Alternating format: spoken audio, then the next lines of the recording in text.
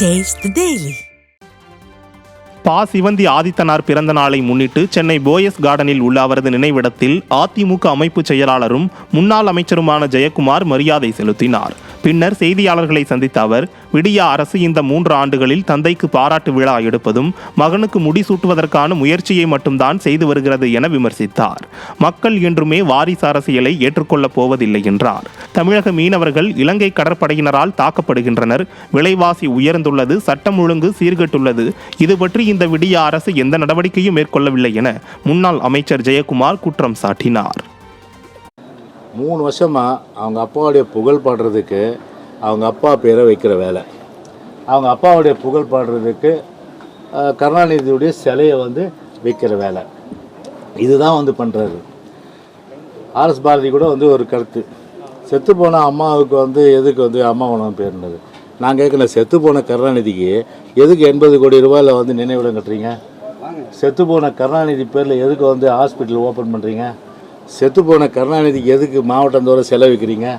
செத்து போன கருணாநிதிக்கு எதுக்கு புகழ் பாடுறீங்க? நீங்கள் நாங்கள் கேட்க முடியும் திருப்பி. அந்த மாதிரி ஒரு நல்ல திட்டங்களெல்லாம் இன்றைக்கு மூடு விழா செய்கின்ற ஒரு நிலைமை. எனவே இந்த ஆட்சியை பொறுத்தவரை 3 வருஷம் ஒரு மகனுக்கு முடிசூட்டு விழா காண்பதில் தான் இந்த ஆட்சியினுடைய கவனம் இருக்கிறது ஒழிய, மக்களுக்கு ஒரு அடிப்படை கட்டமைப்பு வசதி ஏற்படுத்தி அது மூலம் சட்ட ஒழுங்கை பராமரித்து மக்களுடைய நிம்மதியான அமைதியான வாழ்க்கைக்கு ஒரு உத்தரவாதம் தரணுன்ற அந்த எண்ணம் கூட கொஞ்சம் கூட கிடையாது. ஒரே வரியில் சொன்னா, நரி வளம் போனா இடம் போனா நாட்டில் ஒன்றும் நடக்க போறதில்லை. இதான் நிதர்சனம். தமிழகத்தில் பெண்களுக்கு எதிரான பாலியல் குற்றங்களை கட்டுப்படுத்த தவறிய விடியா திமுக அரசை கண்டித்து அதிமுக மகளிர் அணி மற்றும் இளம் பெண்கள் பாசறை சார்பில் சென்னையில் மாபெரும் கண்டன ஆர்ப்பாட்டம் நடைபெற்றது. மகளிர் அணி செயலாளரும் முன்னாள் அமைச்சருமான பா. வளர்மதி தலைமையில் வள்ளுவர் கூட்டத்தில் நடைபெற்ற ஆர்ப்பாட்டத்துக்கு கழக அமைப்பு செயலாளரும் முன்னாள் அமைச்சருமான கோகுல இந்திரா முன்னிலை வகித்தார்.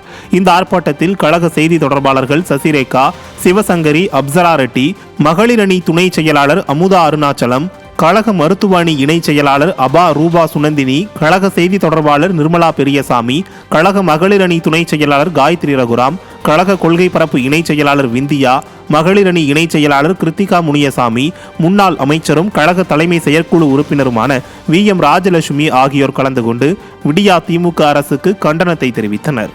மேலும் விடியா திமுக அரசை கண்டித்து ஏராளமான பெண்கள் கண்டன கோஷம் எழுப்பினர்.